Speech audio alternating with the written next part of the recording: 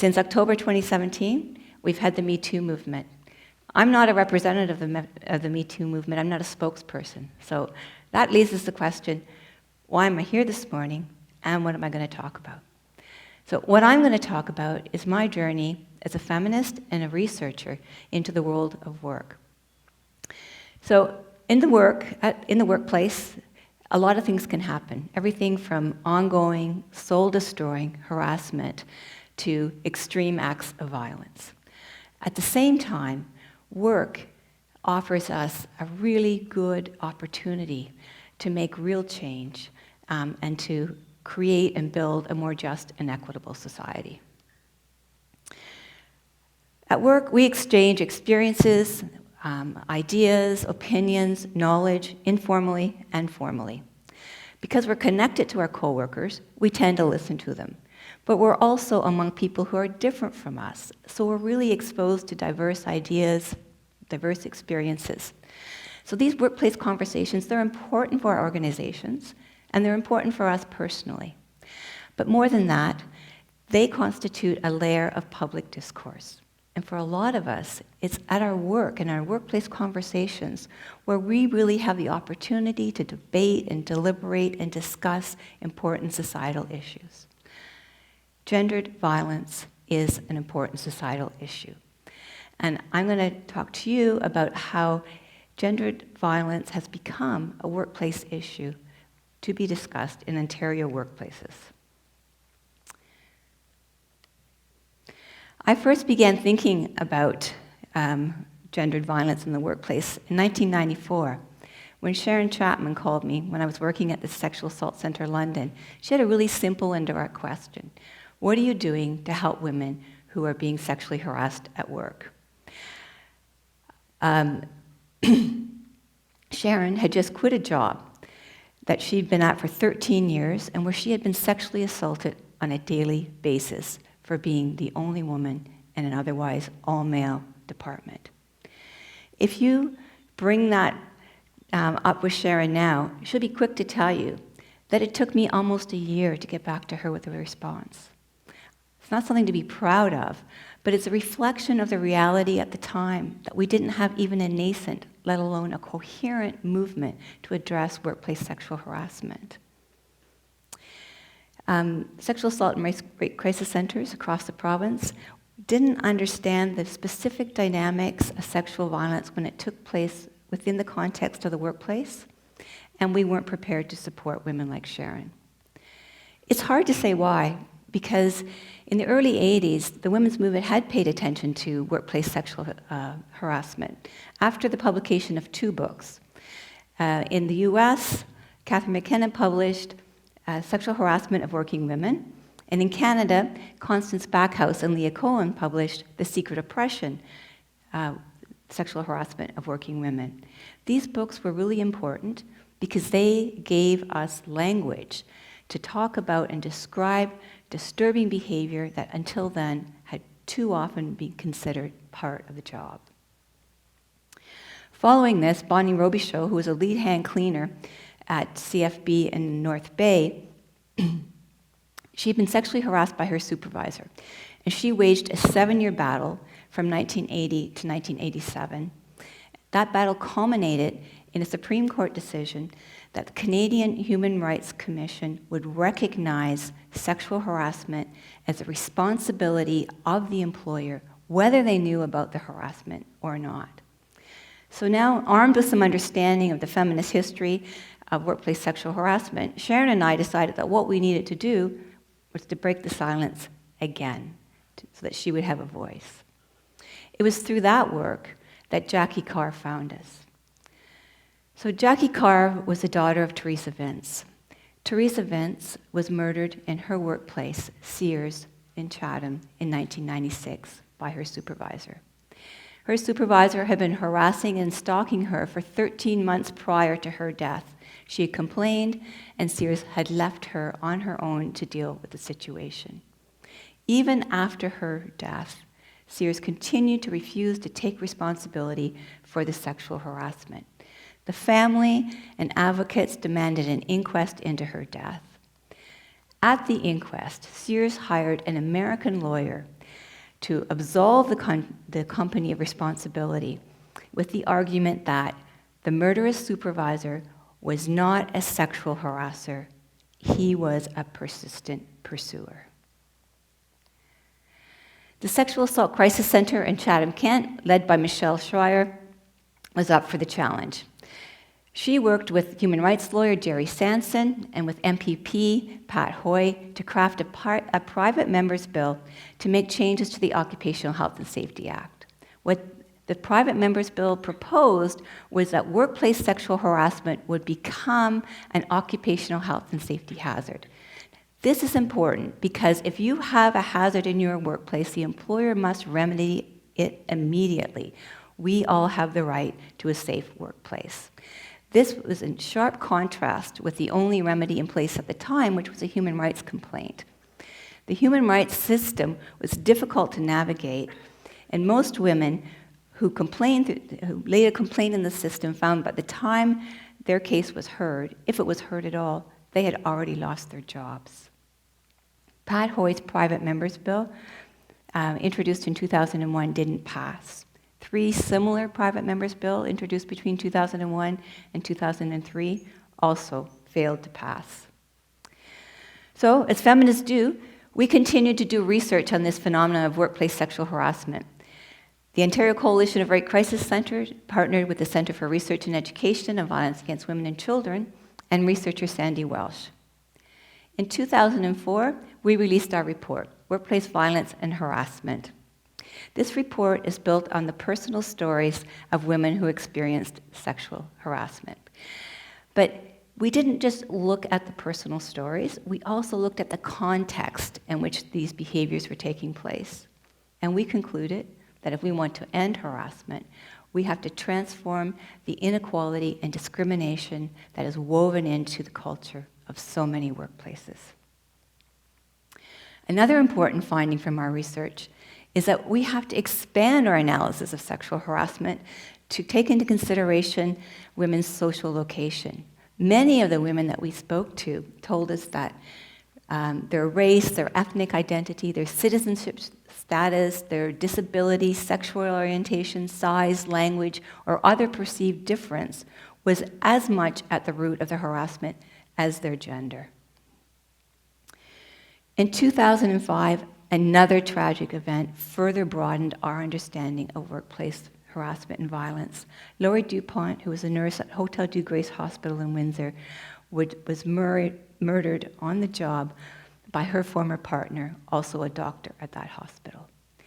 Prior to her murder, the doctor had used his access to the hospital to stalk, harass, and monitor Laurie. These deaths and other experiences of harassment and workplace violence were and are the consequence of women's inequality both in the private sphere and in the public sphere. We were fighting, feminists and professionals, with the tools we had. So domestic assault was criminalized. We trained police to be more sensitive in their response. We began to understand the wide-ranging mental and physical impacts on women's health, and we work with healthcare professionals. We worked to make social services more responsive to the needs of survivors, and we had specialized services like sexual assault centers and rape crisis centers. But we were largely ignoring the problem in the workplace. With their ability to implement legislation, governments set out broad frameworks for systemic change. And they had established a framework for promoting equality and diversity in the workplace through human rights legislation, pay equity, labor law. And many employers, as they went beyond minimal compliance and began to embrace these ideas of diversity and inclusion in the workplace, saw improved employee engagement and productivity gains. Still, gendered violence remained a largely invisible problem, ignored both by governments and by employers. That changed in 2009 when the Ontario government announced changes to the Occupational Health and Safety Act with Bill 168. So responding to calls from the Vince family, the DuPont family, labor activists and feminists, the Minister of Labor introduced new legislation that would make violence, harassment, and domestic violence, occupational health and safety hazards. So they were following the lead of many other jurisdictions and making harassment and violence occupational health and safety hazards. But this was the first time worldwide that domestic violence had been recognized as a hazard. So we're convinced that the work site is an ideal site to address domestic violence. So we planned another research project.